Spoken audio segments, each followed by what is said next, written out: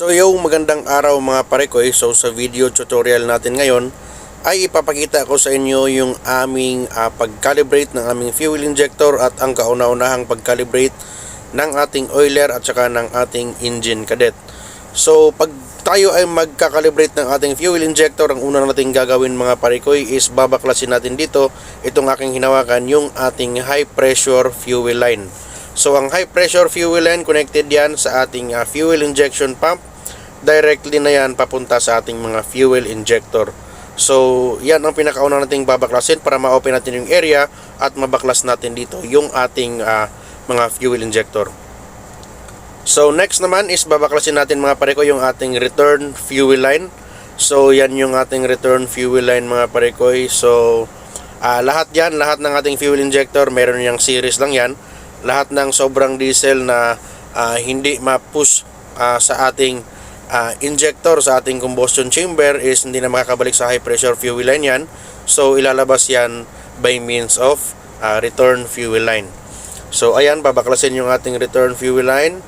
So kapag okay na yung ating pagkakabaklas niyan, is now open na natin ngayon mga parekoy yung ating mga fuel injector. So ito 6 inline diesel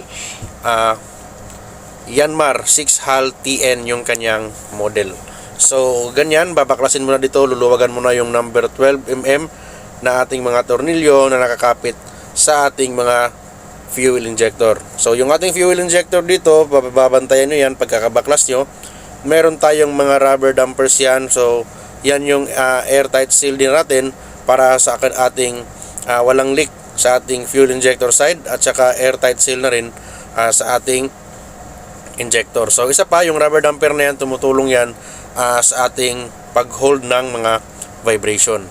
So ayan, kapag natanggal na, pwede nang bunutin dito yung ating fuel injector. Huwag kakalimutan itong ating rubber dampers. So mayroon din tayong sa dulo ng ating fuel injector, meron tayong copper gasket. So eto na, baklas na mga parekoy yung ating fuel injector sa 6 na piraso. So pagtatanggal, pagbabaklas ng ating fuel injector, kailangan linisan. Kapag ka mag-calibrate, babaklasin mo muna yung ating lock nut sa ating adjusting screw. So ayan, luluwagan mo yan, depende yan sa anong yabi ang sukat. Pagkakaluwag mo yan mga parekoy, mababaklas mo na dyan yung ating lock nut at saka yung ating meron yang copper gasket. So syempre kapag okay na, i-release mo ngayon yung pressure dito sa ating fuel injector. So yung pressure na yan, yan yung nagbibigay ng automation. So ayan mga parekoy, yung ating adjusting screw, yan yung nag-a-adjust sa ating pressure mamaya. So ang laman yan is yung ating pressure spring at saka yung ating spindle. So yan lang mga parekoy yung laman ng ating fuel injector. At syempre babaliktaran na natin para mapapaklas natin mga parekoy yung ating nozzle tip. So sa ganyang pamamaraan, yun ang tamang procedure. Mauuna kang magbaklas sa taas para ma-release mo ngayon yung pressure. Kapag okay na sa taas, babaliktarin mo, luluwagan mo na mga parekoy yung ating nozzle nut dito para mabaklas mo na or makita na natin dito yung ating nozzle tip. So dito, kailangan natin makita mga parekoy yung ating nozzle valve tsaka nozzle tip. So yan yung babaklasin mamaya kapag natanggal na yung ating nut dito. So yun, tinanggal na mga parekoy yung sinasabi ko kaninang copper gasket yan ng ating fuel injector at saka sa ating cylinder head. So ayan, nabaklas na yung ating needle na una nang natanggal. So next naman, babaklasin natin yung ating injector needle valve. So ayan, nahiwalay na sila. So itong sa loob mga parekoy, yan yung ating tinatawag na nozzle valve at saka yung parang matulis na tinanggal kanina, yung ating nozzle tip. So ayan, needle or pwede nang tawagin. So once totally open mga parekoy yung ating fuel injector, it's time na lilinisan natin siya. Gamit lang din yung ating fuel oil. So ayan mga parekoy, yung ating oiler at saka yung ating engine cadet naman yung nakasuot ng air muff. So lilinisan lang yan, ibabrush natin yan. So huwag kalimutan mga parekoy, yung ating needle hindi pwedeng i-brush yan ng masinsinan, hindi rin pwedeng lihain yan dahil masisira yung kanyang nozzle tip. So hindi na siya makakapagbigay ng tamang automation. So yung injector body, bubuga ng hangin yan, makikita mo malinis yan lahat ng kanyang fuel oil gallery or yung kanyang mga butas. So ayan sa gitna mga pare ko yung ating second engineer, napaka solid niyan yung ating engine cadet tsaka yung ating oiler. So ganyan, isa na rin tong training sa kanila para magiging start sa pagiging opisyal nila barang araw. So yan, ginagawa na nila to dahil ito ay trabaho ng third engineer. So dito kahit oiler pa lang or kahit kadete pa lang, pinapasubok na o pinapagawa na para na rin matuto sila sa actual na demonstration at actual na pamamaraan sa pag-overhaul ng ganitong mga klase ng fuel injector. So maliit na injector ito, so ganun lang din yung kanyang working principle kapag malalaking fuel injector. So ayan na, binabalik na natin dito yung ating dalawang dowel pin. So ang purpose ng ating dowel pin is para mag-guide or ma-align dito yung ating nozzle valve sa pagbabalik. So hindi ka pwedeng magkamali dito dahil pag mali yung pagkakatayo mo ay hindi talaga papasok yan dahil hindi ma-align sa ating straight pin or ating dowel pin.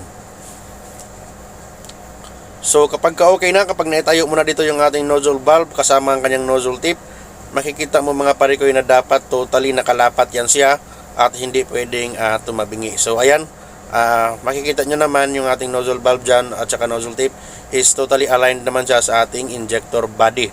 So once okay na, kailangan na natin ibabalik ngayon dito yung ating nozzle nut dito. So ayan, sa pagbabalik nito, ang ating gagawin, i-hold nyo mga pare ko yung ating nozzle tip at valve at ihigpitan mo dito yung ating nozzle nut. So dahil sa pagkakagawa mo yan, sigurado ka na hindi na nanggagalaw yung valve at saka needle dito. So yan ang una mong higpitan. Huwag kalimutan pagka magbabalik, ito yung last na binaklas mo, ito rin yung una mong i-assemble. So dapat higpitan mo mauna yan para makahold siya ng tamang lapat at hindi magkakaroon ng leaking mamaya kapag magkakaroon tayo ng calibration. So sa pagbabalik, unang ibabalik dito mga parikoy, or lilinisan nyo muna gamit ang hangin para sure kayo na malinis talaga yung ating fuel oil galleries dito. So pagbabalik, uunahin dito yung ating spindle. So yung spindle, yan yung nagtutulak sa ating needle for opening and closing ng ating automation holes. So next naman yung ating pressure spring. At kasunod niyan yung ating mga shimming washer. So ang purpose niyan para magdagdag yan ng pressure sa ating spring. Kung baga yung spring natin luma na, pwede kang mag-add dyan ng pressure washers na makakatulong yan sa pagtulak at makapagbigay ng mataas na pressure. So next, ikakabit mo na ngayon yung ating adjusting screw at ikakabit mo na siya dito sa ating automation na machine. So dito manually operated yan. So bubombahin mo lang yan mga pare ko, ganyan. So unang-una pagkakabomba mo, maluwag pa yung ating adjusting nut.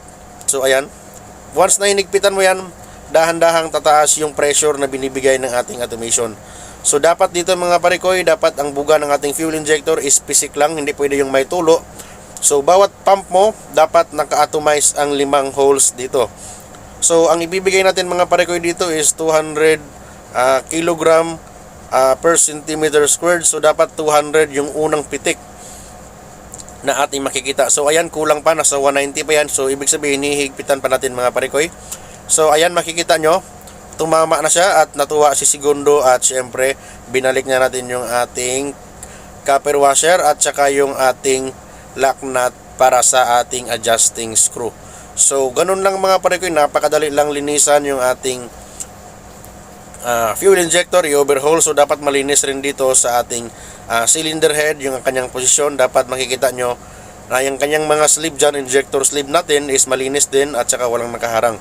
So bago ibalik, lagyan yung mga parikoy ng kaunting grasa yung ating copper gasket dyan bago ilalagay yung ating mga rubber dampers at ipapasok na natin yung ating fuel injector. So once okay na, ibabalik na lahat yan. Sumali pa ako dyan, nakikialam pa kunti. So kunyari naman, so ayan lang. So siyempre tinulungan natin yung mga tropa ibabalik sa ating mga fuel injector. So dito hinahayaan ko na lang sila na gumawa dyan, nagtrabaho, nag-overhaul. Ako nakatingin lang, siyempre nakaalalay tayo kung ano yung mga tanong nila, ano yung dapat gawin kung mayroong mali. So dapat nating i-guide. So ito guidelines lang to para sa kanila So, para matuto sila bago sila magiging acto as official. So, nandyan din naman si Segundo, which is 100% naman din na nakaalalay sa ating mga tropa. So, kapag secured na, kasama na yan, ibabalik na natin yung ating high pressure fuel lines. At syempre, naikabit na rin dyan mga parikoy, yung ating mga return line. So, dito kakabit mo, dito ihigpit mo na sa ating fuel injection pump. So, ayan. Dito, wag nyo munang ikabit mga parikoy yung ating high pressure fuel line sa ating fuel injector dahil magkakaroon muna tayo ng bleeding. So, kailangan nating i-bleed mga parikoy yung system dahil tinanggal yung kailangan pag papaanda rin natin yung ating makina dito is makikita natin magbubuga yung ating fuel injection pump ng fuel oil sa lahat ng linya or sa ating fuel oil system. So ayan, makikita nyo naman lahat ng pressure fuel line is naglabas na ng diesel. So ibig sabihin pwede na ikabit yan sa ating fuel injector at mamaya maya sigurado yan, one click lang yan, andar na yan yung ating mga ating generator. So maganda yung gawa natin sa ating calibration na malinis na lahat ng ating automation holes ng ating mga fuel injector. So sigurado yan mga parikoy na maganda yung andar ng ating makina. Maiwasan natin dito yung ating black smoke, low power at saka iba pang mga dahilan na maaari makapag-cause ng panghihina at saka sakit ng ating mga makina. So ito example lang ito mga parikoy sa ating diesel engine. So kapag okay na, huwag kalimutang ikabit yung ating return line at ready to start na yung ating makina mga parikoy. Kailangan natin gagawin dito, bumbahin natin yung ating priming pump para sa ating pre-lubrication ng ating mga metal working system. So lahat ng gumagalaw ng metal dyan, nagkakaroon na ngayon ng pre-lubrication dahil binumba na yung ating priming pump. So hanggang dito na lang ako mga parikoy. Naway marami kayong natutunan sa ating kaunting video tutorial at saka naway makakuha kayo ng aral dito kapag kayo naman ang mag-calibrate sa inyong mga makina balang araw. So as always, take care and peace.